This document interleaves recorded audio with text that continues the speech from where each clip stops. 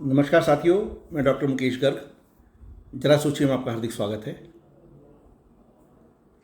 साथियों, राहुल गांधी जी जो देश की संसद के लीडर ऑफ अपोजिशन हैं और कांग्रेस पार्टी के सर्वेसर्वा हैं, अध्यक्ष पड़ी मल्लिकार्जुन खड़गे जी हैं, लेकिन सारे निर्णय लेने का अधिकार सिर्फ और सिर्फ राहुल गांधी जी के पास है। और वो सबसे पुरानी पार्टी देश की कांग्रेस पार्टी की अगुवाई कर रहे हैं। ऐसे व्यक्ति का अनर्गल बयान देना, गलत बयानबाजी करना समझ में नहीं आता। अभी परसों ही उन्होंने बिहार में एक बयान दिया है अपने चुनावी सभा के अंदर कि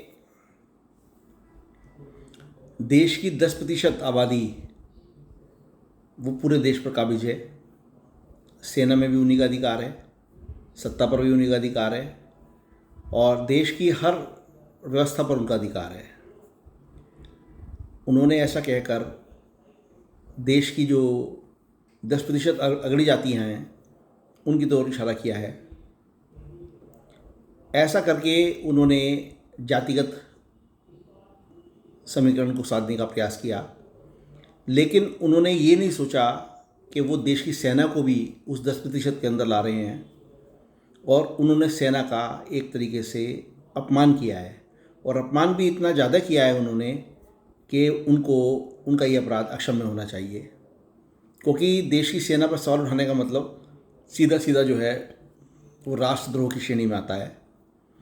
क्योंकि सेना के अंदर जो भर्तियाँ होती हैं वो बिना जात बिना धर्म उसको देखे की जाती हैं।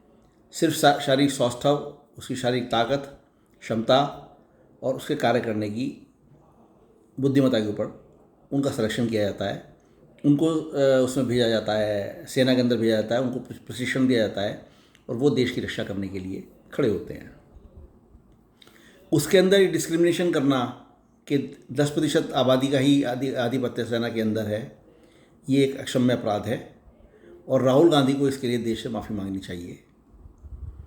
उन्हें ये बयान देते समय ये सोचना चाहिए कि वो क्या बोल रहे हैं, जबकि पहले भी एक बार उनके इसी प्रकार के बयान को जो उन्होंने चाइना बॉर्डर के ऊपर भारतीय सैनिकों को लेकर दिया था कि वह भारतीय सैनिक मर रहे हैं, और उनकी ये हरकत जो है किसी भी तरीके से कहीं भी एक मेंटेनेबल नहीं थी और उसको सुप्रीम कोर्ट ले जाया गया। सुप्रीम कोर्ट ने उनको बहुत ज़्यादा हड़काया और उन्होंने उसके लिए क्षमा मांगी थी। और अब फिर वही बयान उन्होंने एक बार फिर दे दिया है। इस तरह का बयान देकर वो क्या चाहते हैं, क्या कहना चाहते हैं, ज़रा सोचिए। साथियों, यदि मेरे विचार आपको उचित लगे तो कृपया मेरे चैनल को लाइक कीजिए, शेयर कीजिए और सब्सक्राइब कीजिए। धन्यवाद।